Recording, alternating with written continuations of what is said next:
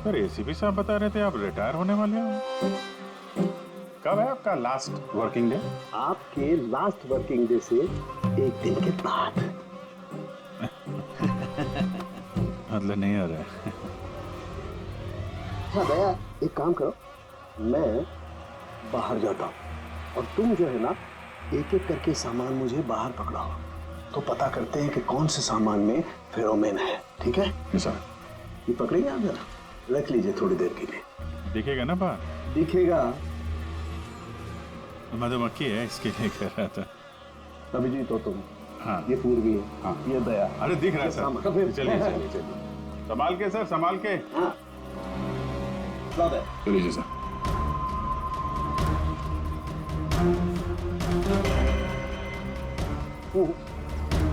नहीं, इसमें फेरोमोन नहीं।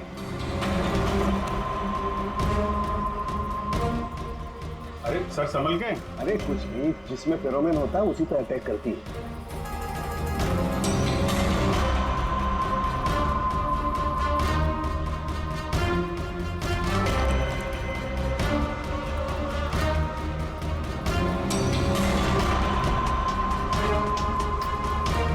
अरे यार,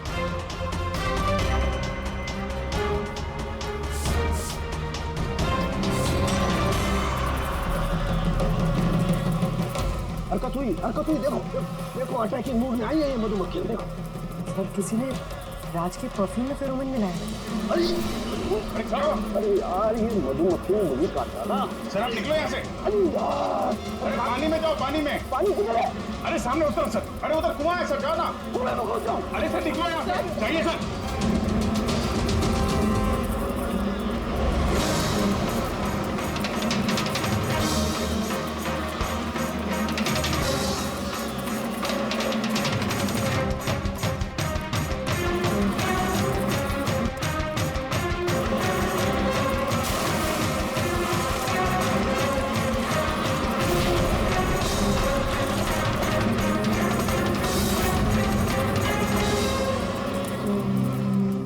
आप ठीक हो सर? बाप रे बाप। ये मधुमक्खियां आपको रिटायर नहीं होने देंगी सर। बाहर निकालो मुझे। आइए आइए आइए सर। मधुमक्खी, अरे नहीं, आइए आइए आइए। हेलो जी, नमस्ते, कैसे हैं आप? जी मैं चंदूमल फंडूमल कंकेशवास। अरे वाह, बहुत लंबा नाम है आपका। बताइए क्या काम था आपको? जी वो नीलामी के लिए आया था मैं। वो पुराना वाला बंगलो हाईवे के पास, वो खरीदना है मुझे।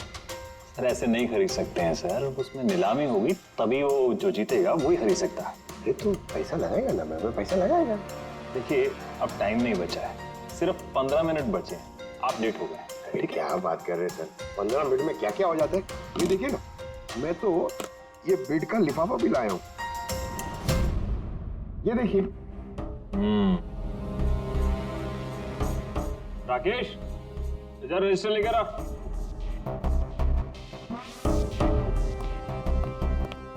साहब को दो, एंट्री कीजिए साहब।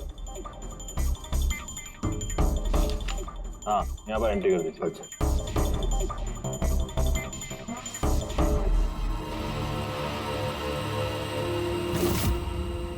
यहाँ साइन कर दीजिए लास्ट को।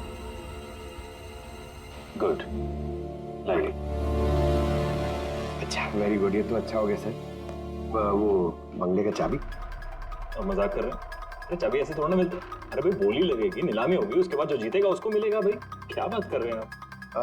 बेट तो मैं ही जीतूंगा, ये पक्का है। भाभी और बच्चों को मेरा प्यार देना, ठीक है सर? Thank you. पता नहीं कहाँ कहाँ से चले आते हैं, कमाल है।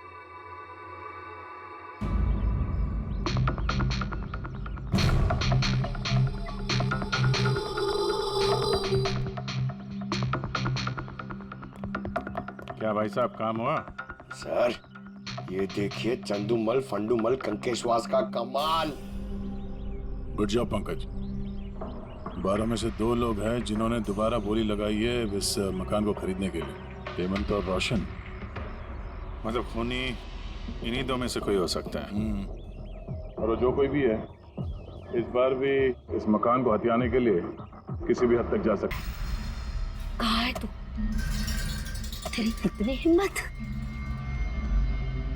मेरे मेरे पुश्तैनी जायदाद पे नजर रखेगा तू? अगर हिम्मत है तो सामने आके दिखा। मेरे घर की तरफ बढ़ता हुआ तेरा हर एक कदम तुझे भारी पड़ेगा, भारी पड़ेगा।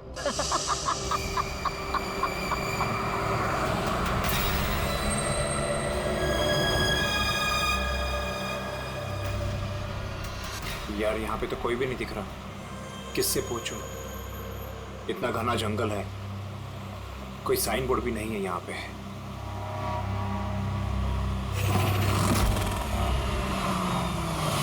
अरे भाई साहब, ये पिपलिया गांव का रास्ता यही है ना?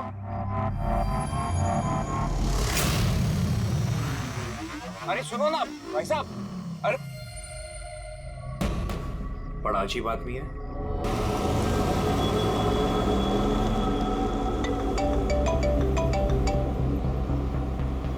Hi baby. हाय, पहुंच गए? बस पहुंचने वाला हूँ। डोंट टेल मी तुम अब तक नहीं पहुंचे। इतने लेट कैसे हो गए? एक्चुअली क्या है, ये जगह शहर से काफी दूर है और यहाँ ज्यादा लोग भी नहीं दिख रहे मुझे। Alright, tell me, are you missing मी?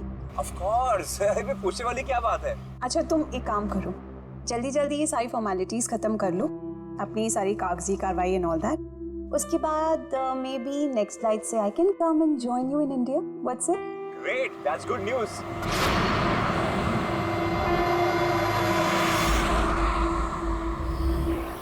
अच्छा बेबी, मुझे लग रहा है कि मैं पहुंच गया हूँ, वो मकान दिख रहा है मुझे। अरे ये गेट क्यों बंद है?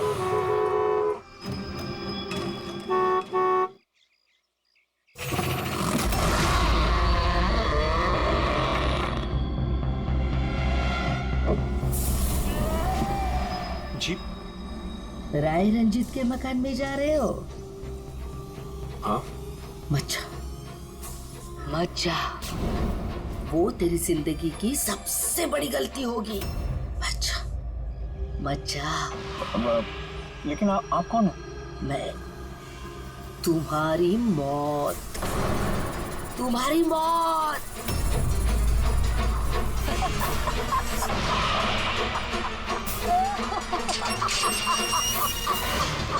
ए बुढ़िया, चल चल, ले जा। अच्छा अच्छा, वरना तू भी मरेगा, तू भी मरेगा। मत जा, वरना तू भी मरेगा, तू भी मरेगा। नमस्ते साहब, आप राज साहब हैं? हाँ हाँ हाँ हाँ, आइए आइए आइए आइए। Hello Raj, Raj are you okay? कौन था? हाँ हाँ, अरे वंदना मैं ठीक हूँ, कोई नहीं था। और मैं पहुंच गया हूँ, ठीक है, बंगले पे। मैं कॉल करता हूँ तुम्हें। Okay okay, you take care. हाँ, I will speak to you soon. Bye bye bye.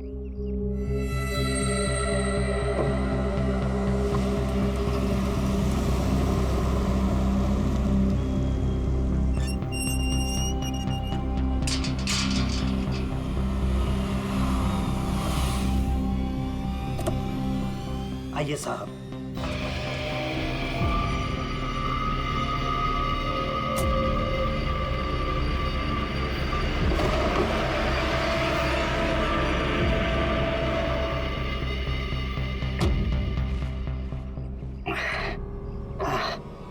साहब, सफर में कोई तकलीफ तो नहीं हुई? नहीं, लेकिन वो औरत कौन थी? बुढ़िया औरत जो आपसे बात कर रही थी ना, लाली नाम है उसका। थोड़ी अजीब सी है। आपको उसकी बातों का बुरा तो नहीं लगा? नहीं, बुरा नहीं लगा मुझे, पर मुझे एक बात समझ में नहीं आई कि उस औरत ने मुझे यहाँ आने से मना क्यों किया। जाने दीजिए ना साहब उसकी बातों का। थोड़ी सी हिली हुई है, कुछ भी बकती रहती है। आप आइए, अंदर आइए।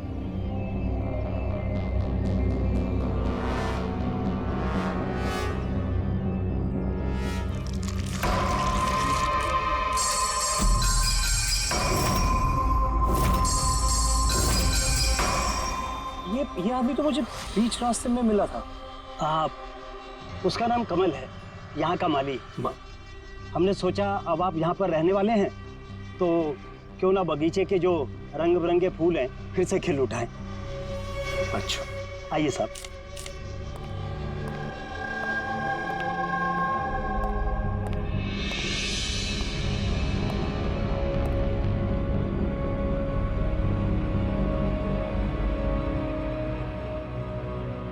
अच्छा एक बात बताइए जी। यहाँ कितने साल से काम कर रहे हैं आप? बस साहब ये समझ लीजिए कि मैंने बचपन में चलना यहीं से सीखा था, और अब इस घर से तभी जाऊंगा जब मेरी अर्थी उठेगी। साहब अब ये घर आपका है, कहीं आप मुझे नौकरी से निकाल तो नहीं देंगे? अरे नहीं नहीं नहीं चाचा, ऐसे कैसे बात कर रहे हैं आप? ऐसी कोई बात नहीं, बिल्कुल बेफिक्र रहिए। और इसमें इतने बड़े घर की देख रेख आपके सिवा और कौन कर सकता है? हाँ वाकई में आप बहुत नेक इंसान हैं। आइए।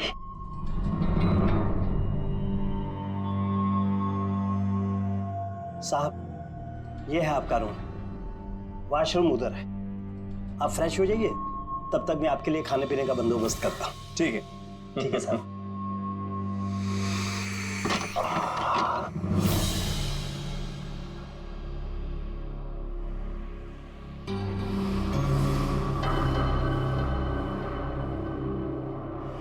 चला जा, चला जा, चला जा, वरना तू भी मरेगा।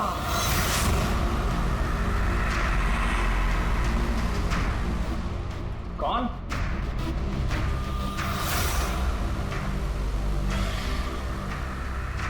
मैंने कहा ना, चला जा।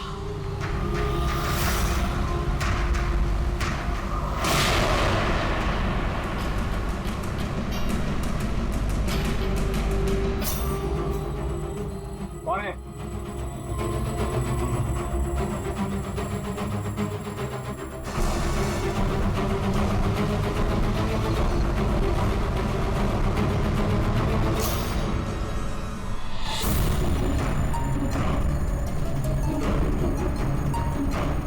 जैसे बाकी लोग मरे हैं, वैसे तू भी मरेगा।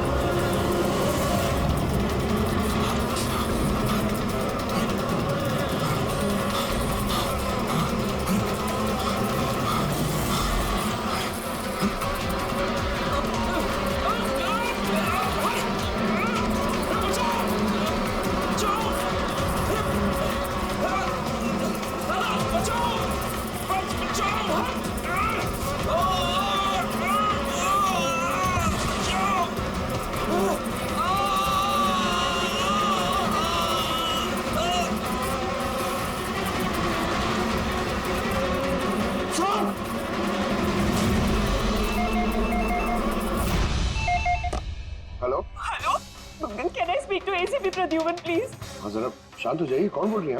मैं कौन बोल रही हूँ, मुझे क्या काम है, मैं सिर्फ उन्हें बताऊंगी। Can you just make me speak to him right now, please? एक मिनट होल्ड करिए। सर, हाँ सर, फोन कॉल है। सर कोई लेडी है, बहुत रो रही है, कह रही है सिर्फ आपसे बात करेगी। Hello hello, ACP Pradyuman. हाँ मैं एसीपी प्रद्युमन बोल रहा हूँ। सर। हाँ कहिए। सर मैं वंदना बोल रही हूँ अमेरिका से। हाँ बताइए।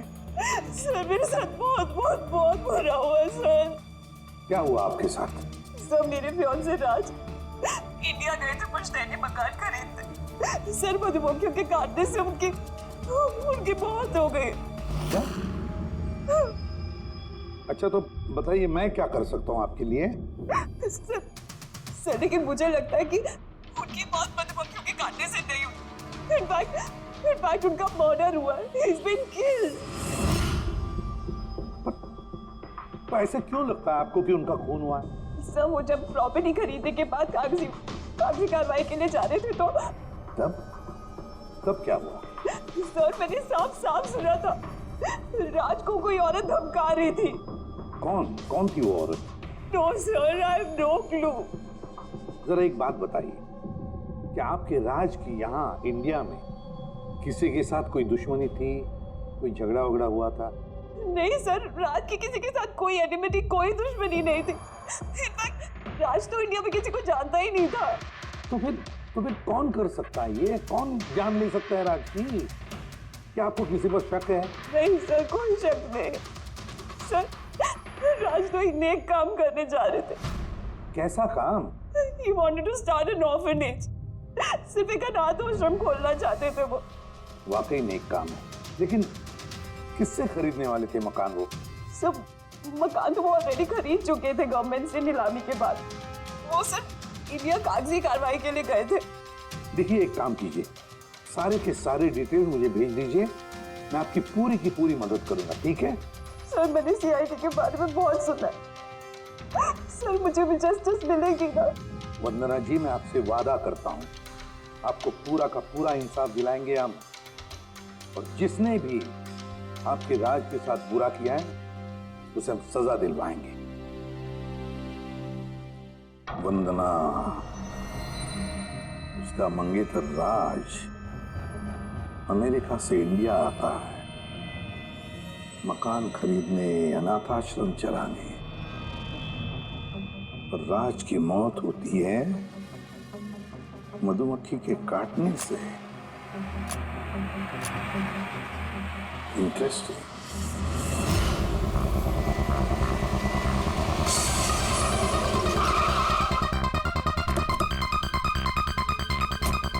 सर यही वही बंगला है जो राज ने सरकार से नीलामी में खरीदा था। अच्छी खासी प्रॉपर्टी लग रही है। आप देखभाल करते हो उस जगह की? जी हाँ, कहिए। कहेंगे आप, हम सिर्फ सुनेंगे। क्या मतलब? सीआईडी? क्या बात होगी सर? राज राकेश नाम के एक आदमी का खून हुआ है यहाँ पे। बहुत बुरा हुआ सर उनके साथ। उन्होंने ही सरकार से ये मकान खरीदा था। हाँ, उन्हीं की बात कर रहे हैं। उनका खून नहीं हुआ, मधुमक्खियों के काटने से उनकी मौत हुई है। मैंने खुद अपनी आंखों से देखा था। नहीं देखा होगा आपने, लेकिन यहाँ इस बंगलों में आने से पहले किसी औरत ने उन्हें धमकी दी थी। कुछ जानते हो उस औरत के बारे में? अच्छा, वो लाली साहब, वो बुढ़िया तो बेतुकी बेसर की बातें करती रहती है। आप उसकी बातों को गंभीरता से मत लीजिए। क्या गंभीरता से लेना और क्या नहीं वो हम तय कर लेंगे। आप ये बताइए कि वो लाली वो रहती कहाँ? कहीं भी नहीं सर। कहीं भी नहीं मतलब? उस बेचारी का ना तो अपना कोई घर है और ना ही कोई अपना परिवार, बस दिन भर इधर उधर घूमती रहती है। नहीं, कहीं तो बैठती होगी, खाना वाना खाती होगी, कोई एक जगह होगी ना जहाँ पे वो रहती होगी ज्यादातर। हाँ, पास में एक तालाब है, अक्सर वहीं बैठी रहती है। अच्छा, दे क्या तुम इस लाली से मिल लो, तब तक इस मकान का चक्कर लगा लेता हूँ मैं। ठीक है। अब जरा वो जगह दिखाओ जहाँ पे खून हुआ था। आइए साहब। राज साहब यहाँ गिरे पड़े थे।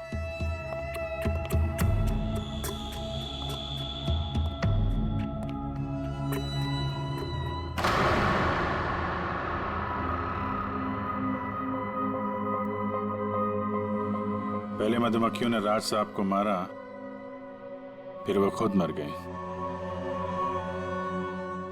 ये मधुमक्खी के हमले यहाँ पे अक्सर होते रहते हैं क्या? नहीं साहब, इससे पहले तो मैंने एक मधुमक्खी भी नहीं देखी यहाँ। पता नहीं राज साहब के पीछे इतनी सारी मधुमक्खियां अचानक कहाँ से आ गई। राय रंजीत की हवेली से आ रहे हो ना तुम लोग? रंजीत की हवेली से आ रहे हो ना तुम लोग?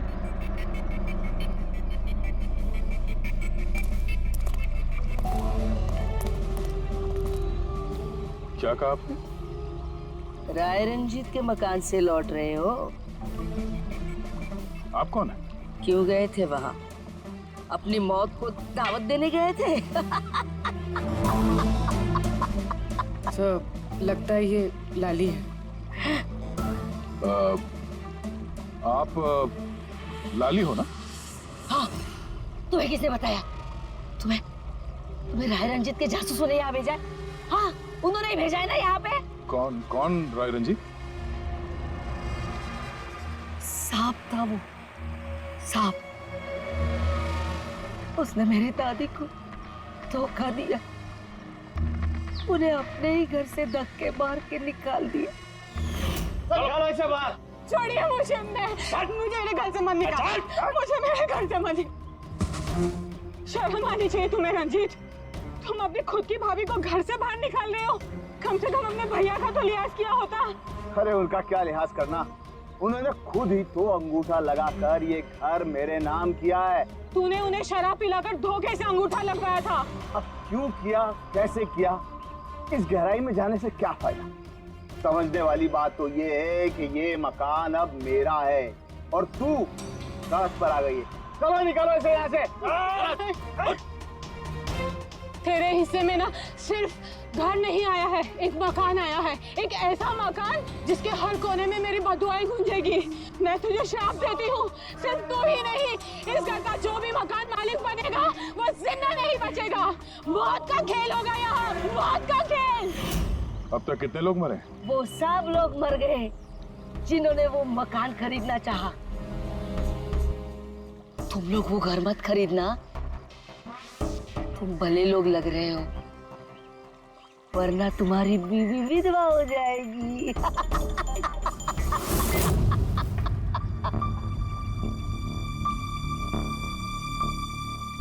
माँ जी, ये कुछ पैसे हैं, काम आएंगे।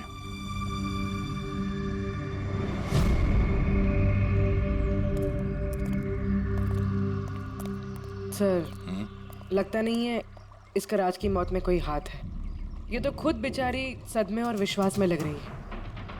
हो सकता है राज की मौत कोई मर्डर ही ना हो, कोई हादसा हो।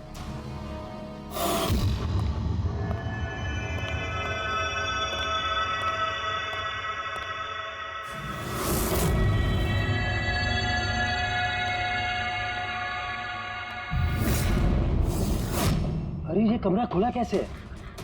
ये तो बंद था। एक मिनट रुको, शायद राज ने खोला।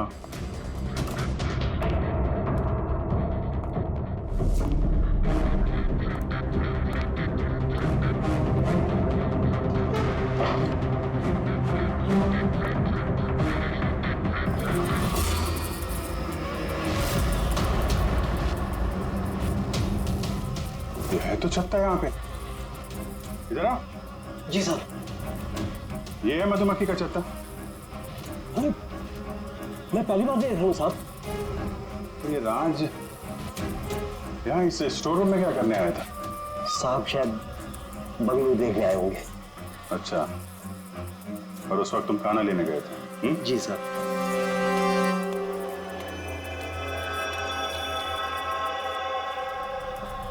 वो कौन है? वो कमल है साहब, यहाँ का माली। जब राज साहब की मौत हुई थी तो ये था यहाँ पे? जी हाँ था। कमल, इधर आओ, साहब बुला रहे। जी सर। कमल, जब राज साहब की मौत हुई थी तो यहाँ आसपास किसी अनजान आदमी को देखा था तुमने? कोई अजीब सी घटना हुई हो? नहीं साहब। तो ये छत्ता यहाँ पे है तो तुम्हें कुछ काम करने में परेशानी नहीं होती? मधुमक्खी ने काटा नहीं तुमको कभी? नहीं सर, मधुमक्खी तो तब काटती ना जब यहाँ कोई छत्ता होता। पहले तो मैंने छत्ता यहाँ देखा ही नहीं साहब। क्या बात कर रहे हैं? हाँ साहब, मैंने आपसे पहले कहा ना कि इससे पहले इस घर में हमने एक मधुमक्खी भी नहीं देखी। कमाल है। फिर ये छत्ता आया कहाँ से? और मधुमक्खियों ने राज को ही क्यों काटा? ये तो कोई एक्सपर्ट ही बता सकता है। आसान उनके क्या पता चला राज की मौत के बारे में? मौत कैसे हुई? बस इसकी मौत मधुमक्खियों की वजह से हुई है। यार तुझे पूरा यकीन है राज की मौत मधुमक्खियों की वजह से ही हुई है? हाँ बॉस, ये डॉक्टर ने जो रिपोर्ट बनाई है मैंने वो भी देख ली, इस राज का अच्छी तरह से चेकअप भी कर लिया। मुझे पूरा यकीन है राज की मौत मधुमक्खियों के डंक के जहर की वजह से ही हुई है। सर, बचपन में मुझे मधुमक्खी ने काटा था, मैं तो जिंदा हूँ। हाँ सालू के साहब, पंकज पे जहर का असर क्यों नहीं हुआ? अरे पंकज को मधुमक्खी ने काटा था, मधुमक्खियों ने नहीं काटा था। बॉस अगर एक दो मधुमक्खी काटे तो बात समझ में आती है, लेकिन सैकड़ों मधुमक्खियां अगर हमला कर दे तो इट्स इम्पॉसिबल। मधुमक्खियों के डंक से साळुंखे कहता है कि राज की मौत मधुमक्खियों के डंक से हुई है, मधुमक्खियों के जहर से। और राज की मंगेतर वंदना कहती है कि राज का खून हुआ है।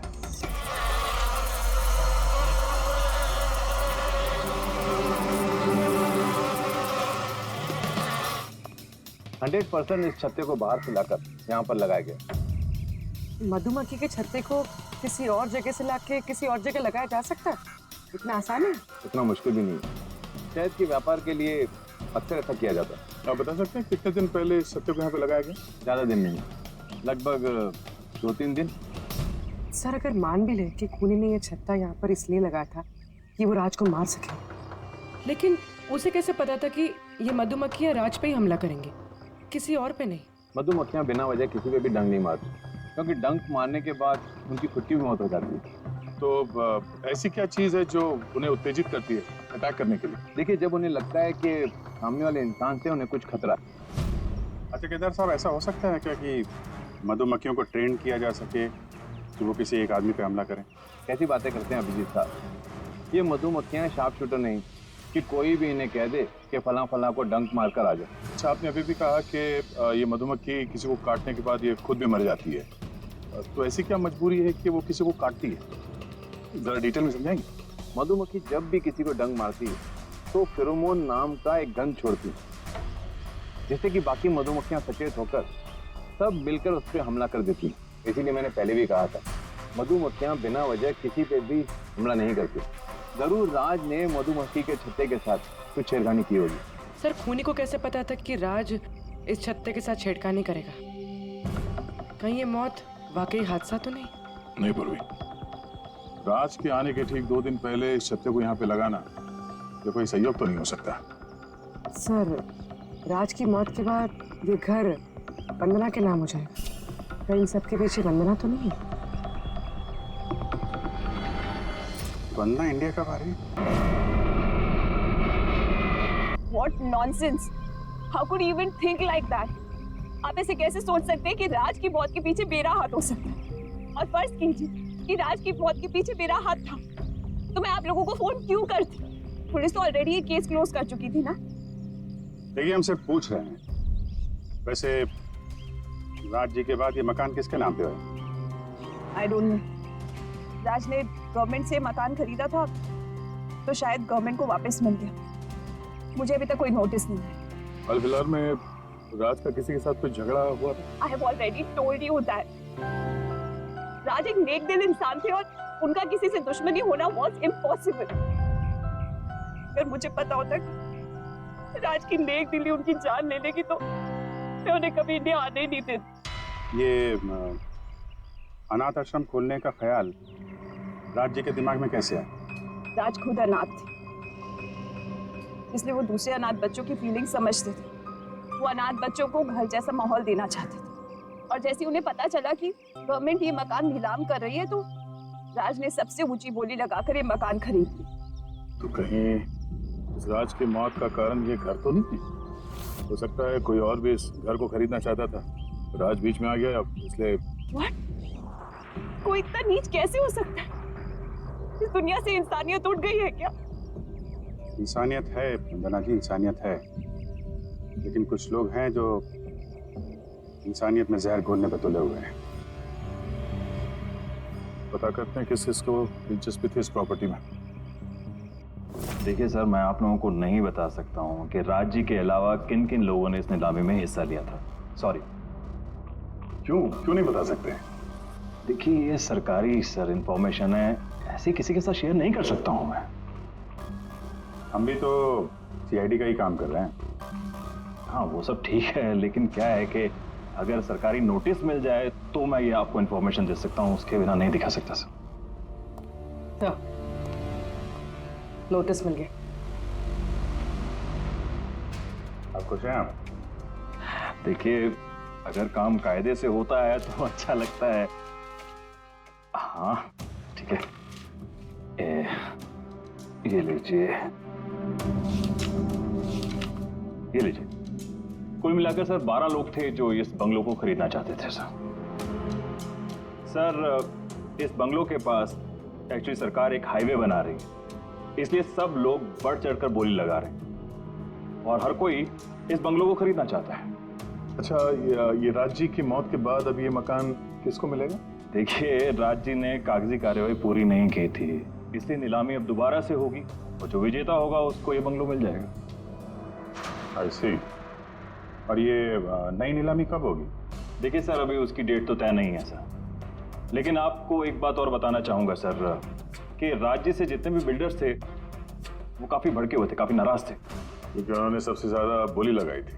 नहीं सर, एक्चुअली उन्होंने डेडलाइन के बाद बिड सबमिट की थी सर, इसी वजह से लोग नाराज थे उनसे। हाँ, लेकिन अगर डेडलाइन के बाद उन्होंने बिड किया था तो सरकार ने एक्सेप्ट कैसे कर दिया? सर एक्चुअली वहां पर वो अनाथ आश्रम खोलना चाहते थे और सर अमेरिका से जो इंडिया का वक्त का फर्क है सर वो 9.5 घंटे का है, इसलिए सरकार ने वो बिड एक्सेप्ट कर ली थी। देखिए, अब घर तो उसी को मिलेगा जिसकी किस्मत में होगा सर। किस्मत में नहीं भी होगा तो उसने अपनी किस्मत की रेखाएं बदलने के लिए कोशिश तो की होगी और जरूर इस लिस्ट में से ही कोई होगा वो। ललित जी, अब तो ये दोबारा नीलामी होगी, तो जिन लोगों ने अप्लाई किया है इस दूसरे नीलामी के लिए, क्या हम उनकी लिस्ट देख सकते हैं? नो सॉरी, ये लिस्ट आपको मैंने इसलिए दिखा दी कि ये नीलामी हो चुकी है, लेकिन वो जो नई लिस्ट आने वाली है सर वो तो आप किसी भी कीमत पर नहीं देख सकते। अरे अरे अरे अरे साळुंखे, तू क्या करने क्या जा रहा है यार? क्या सुन रहा हूं मैं? जो सुना है सही सुना बस। क्या सुना? रिजाइन हो रहा है तू? हाँ। क्यों क्यों? बस मेरा टाइम आ गया। क्या टाइम आ गया? 1 मिनट टाइम है यार अभी। अरे ये टाइम नहीं यार। तो फिर देखो, हर इंसान को लाइफ में एक न एक दिन रिटायरमेंट लेना पड़ता है ना, चाहे वो क्रिकेटर हो, म्यूजिशियन हो, कोई भी हो। मेरा भी टाइम आ गया, मैं भी रिटायरमेंट ले रहा हूँ। अबे कहाँ जा रहा है तू? ये देख लो। ये क्या है? देख लो देख लो। यार क्या तू कर रहा है साळुंखे? समझ में नहीं आ रहा है ये। एयर टिकट कहाँ जा रहा है? हाँ, लंदन। अरे वाह रे वाह। पंकज कैंसिल कर। नहीं कैंसिल नहीं होगा। अबे रिफंड मिल जाएगा, पैसे वापस मिल जाएंगे, कल की टिकट है, डोंट वरी। मुझे रिफंड नहीं चाहिए, मैं जा रहा हूँ वापस। यार तू ऐसे कैसे जाएगा? क्या हुआ क्या? अरे इतनी बड़ी गलती होगी कि शर्म आ रही है अपने आप पर। ऐसी कौन सी गलती हो गई? वो मधुमक्खियों वाला केस। मधुमक्खियों वाला केस? हाँ यार, हादसा नहीं है बॉस, वो खून है खून। यही मुझसे गलती हो गई। मधुमक्खी के एक्सपर्ट से बात हो गई तेरी? क्या बताया उसने? यार एक्सपर्ट से भी बात की, मैंने अच्छी तरह से चेक भी किया, तब मुझे पता पड़ा ये तो हादसा नहीं है, खून है। मधुमक्खियों को तो वो हथियार के तौर पर इस्तेमाल कर रहा है यार। साळुंखे साहब, वो किसे? देखो, मधुमक्खियां कब आती हैं इंसान के पास? जब उन्हें फेरोमोन की गंध आती तभी ना। हाँ, जब उन्हें इंसानों से खतरा लगता है तब मधुमक्खियां इंसान के पास आती है, डंक मारती है। बस यार, यही मुझसे गलती हो गई। तो मैंने सोचा ही नहीं कि फेरोमोन तो बनाया भी तो जा सकता है ना यार। हाँ यार, फेरोमोन तो आर्टिफिशियली भी बनाया जा सकता है, लेबोरेटरी में, फैक्ट्री में। मतलब किसी ने ये आर्टिफिशियल फेरोमोन बनाया और वो किसी भी तरह से राज के शरीर पर लगा दिया, बस मधुमक्खियां आ गई और उस पर अटैक कर दिया। साळुंखे, उठ उठ उठ, पिपलिया गांव चला जा। वहां पे जहाँ पे राज का खून हुआ, राज का सारा सामान चेक कर, पता तो चले ये फेरोमोन वहां पर आया कैसे और किसने इस्तेमाल किया ये फेरोमोन राज पर। Yes boss. वक्त आ गया है कि बता दिया जाए कि नीलामी का विजेता आखिर है कौन। और मुझे बताते हुए बहुत खुशी हो रही है कि नीलामी के जो विजेता है मिस्टर रोशन। रोशन जी, आपको बहुत बहुत बधाई। 1 मिनट, काय की बधाई हो? सबसे ज्यादा बिड मैंने लगाई थी, ये कैसे जीत गए? देखिए भाई साहब, आपको कोई गलतफहमी हुई है। सबसे ज्यादा बिड मिस्टर रोशन ने लगाई थी, इसलिए रोशन को मकान दे दिया गया। ऐसा हो ही नहीं सकता। मैंने बहुत ऊंची बोली लगाई थी, ये बिड मुझे मिलनी चाहिए थी। आप ऐसे ही बात कर रहे हैं सर? मैंने तीनों लिफाफे चेक किए हैं और चेक करने के बाद मिस्टर रोशन की कीमत सबसे ज्यादा थी, इसलिए मिस्टर रोशन को मकान दे दिया गया है। प्लीज कम ऑन यार, अब हार गए हो तो बच्चों की तरह रो मत। बिजनेस है, ऊंच नीच होती रहती है। बिजनेस में बेईमानी नहीं चलेगी। ये दिखाइए। आप पहले वो लिफाफे दिखाइए मुझे, अभी देखना है किसने कितने बीट करी है। दिखाइए दिखाइए दिखाइए, लाइए। मुझे भी चेक। नहीं नहीं नहीं, ये नहीं दिखा सकते, ये नियम के खिलाफ है। चीटिंग करना भी नियम के खिलाफ है। मैंने 7 करोड़ की बीट करी है। 4 करोड़ इनके अभी हेड ऑफिस से फोन आएगा और बोलेंगे कि मैंने सिर्फ 3 करोड़ लगाए। कोई फोन नहीं 4 करोड़ कम। आपके कहने से फोन आएगा। चलो उठाओ, फोन उठाओ तुम्हारा अभी। ये मुझे क्या करना है क्या नहीं करना है ये आप मुझे नहीं बताएंगे। आप ललित जी, आप तो बड़े कायदे कानून की बातें किया करते थे और फोन भी नहीं उठा रहे हैं। भाई ये तो बहुत गलत बात है। आप ब्यूरो चलिए हमारे साथ। आप कहाँ खिसक रहे रोशन जी? आप हमें मिठाई नहीं खिलाएंगे? नई प्रॉपर्टी ली है आपने? आइए आप ही आइए। आइए आइए। सर रोशन जी बिल्कुल ठीक बोल रहे हैं सर। सर रोशन जी का इससे कुछ लेना देना नहीं है। जो भी फ्रॉड हुआ है सर मैंने किया है। ये रोशन का जुर्म अपने सिर पर क्यों ले रहे हो? अच्छा खासा पैसा दिया है क्या रोशन ने तुम्हें? और एक बात याद रख लो, ये पैसा खर्च करने को नहीं मिलेगा, क्योंकि तुरंत फांसी होगी तुम्हें। सर इतनी सी बेईमानी के लिए फांसी चढ़ा देंगे? नहीं नहीं नहीं, बेईमानी के लिए नहीं, खून के लिए। खून के लिए फांसी होगी। खून? किसका खून सर? राज राकेश का खून, जिसने पिछली नीलामी में वो प्रॉपर्टी खरीदी थी। सर लेकिन मैंने किसी को नहीं मारा सर। सर मैंने नहीं मारा है सर किसी को। पता है इस रोशन ने मारा है, तो इसकी पोल खोल दो, वरना इसके पाप का मटका तुम्हारे सिर पे फूट जाएगा। सर ये क्या कह रहे हैं सर आप? मैं भला राज को क्यों मारूंगा सर? इस प्रॉपर्टी के लिए, और किस लिए?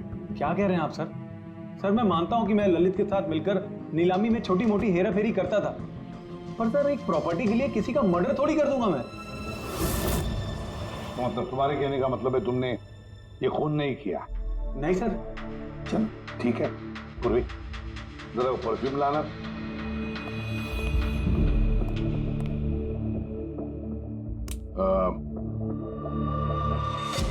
ये परफ्यूम छिड़क दूं? हाँ? बाहर मधुमक्खियों का छत्ता है, क्या बोलता है? Sir perfume? हाँ आपकी मर्जी सर, लेकिन हमारे इस केस से परफ्यूम का क्या लेना देना सर? मुझे वाकई पता नहीं इस परफ्यूम का कोई इस केस से संबंध है। सर जी हम सच कह रहे हैं सर, राज जी की मौत से हमारा कोई संबंध नहीं है सर। ललित बिल्कुल ठीक कह रहा है सर।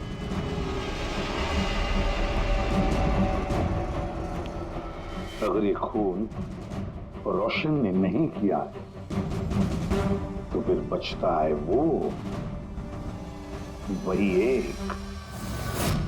इन कागज से साबित होता है कि तुम राय रंजीत के पोते हो। तुम्हारे पास तो बहुत बड़ी वजह थी इस मकान को वापस पाने के लिए, क्यों? देखिए, राय रंजीत का पोता होने से यह साबित नहीं होता कि यह खून मैंने किया है।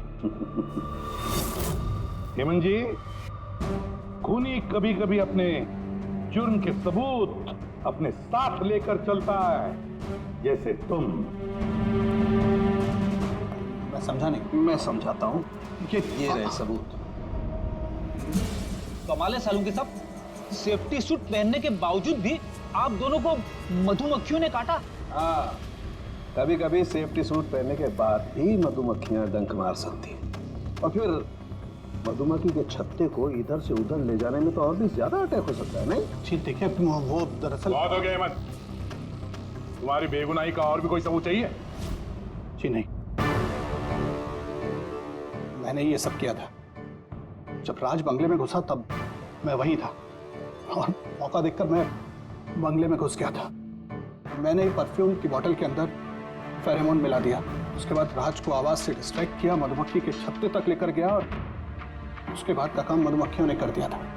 मुझे मेरा पुश्तैनी मकान वापस चाहिए था। वाह रे वाह, अपने पुश्तैनी मकान के लिए तुमने एक नेक इंसान का खून कर दिया। कानून तुम्हें कभी माफ नहीं करेगा। तुम्हें कम से कम आजीवन कारावास की सजा होगी। ले जाओ इसे पंकज।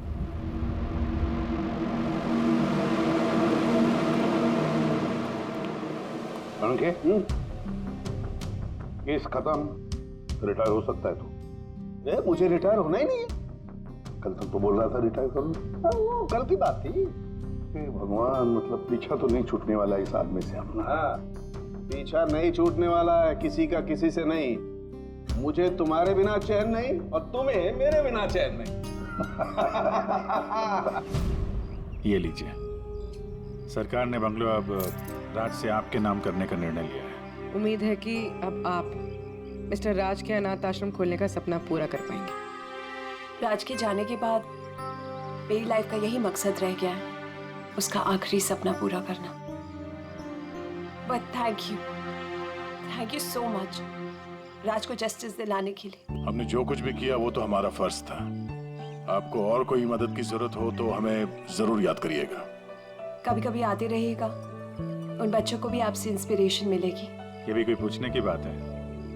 हो सकता है उन बच्चों में हमें कोई हमारा नया सीआईडी ऑफिसर मिल जाए।